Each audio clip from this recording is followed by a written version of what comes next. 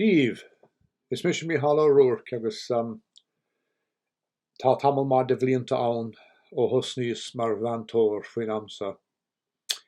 Ide an téarma a bhí á úsáid ag an am sin agus faoin scéim a bhí díre ar ábhar scríbhneoirí nó printísigh.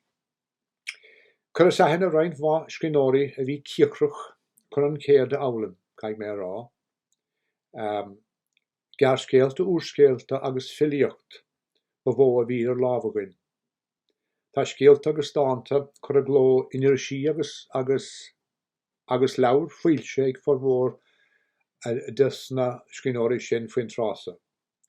Ní hamháin gur churas aithneara mar scríbhneoirí ach i gcuid mhaith cásanna fás cardas adrann comá.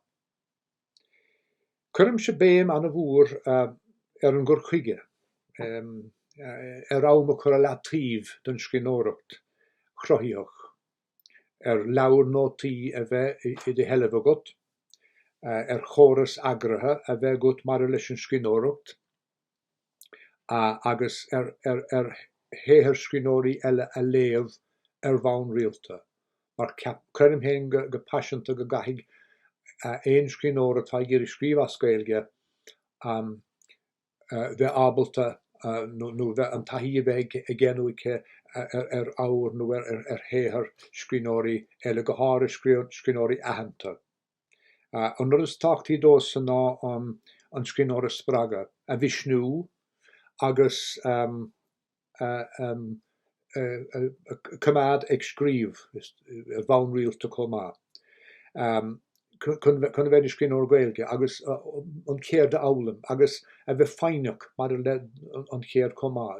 Ní tharlaíonn sé tharíthe digan tú, tugann sé tamil sar déan an scríbhneoir nó an ábhar scríbhneoir a daithí ar an géad agus sar mín ar gumas beidir saothar fiúnta chur a gló.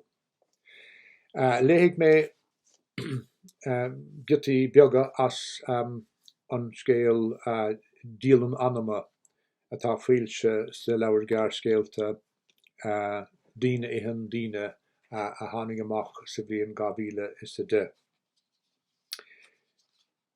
Lá bealtaine. Litir an mháthar ar maidin, I búr a fúm, ag fiafraí an rás ar affran dé dánig. Go bhfuil si chun gléach a chur ar nathair Matías an sé plíneach sa choláistansa. A cén bhaid é sin? Ní bheith ag siúd an rás nó nárás. Cúsa bhfuil achuig an 2 uair a tháinig sé chuig an lóistín cúin. Dúirt prinsiasan in dhiaidh sin lom go raibh sé ag chur mo thuairisce sa champas lá. A le héad de hotal. Ceapanna sagad chéanna gur féidir le eagnan an nóga aimsú is a chur faoi smacht fiú an so I go láiste na hallscoile ach ná cuma. Bealtaine, bealtaine, bealtaine. Mí amháin fáca is an son na scrúdathe. Is gan feic fós dianta gom. Déan for é. Ní léon dul as a go munis. Bealtaine ceathairdiag. Dánach eile. Danas sa labba ar fad an lé. Ní raibh nithe gomach leathfacéad figróils agus canna múr 7-up. Tám lag leis an ochras. Níl tada eile le rágam. Bealtaine 25. Tám scaundrathe. Tám scíalathe. Bhí na Guardian sa réir ag lorg Rajiv. Bhí an tír talún agus ifigach de chuid ambasáid na Hindia ina damta. Thosnig siad am cheistú, thug siad manim is Mícheál Ó Baile. Cuirdir im le go raibh ag tógant drogaí agus ag déanamh rudaí eile nach mrachin an so.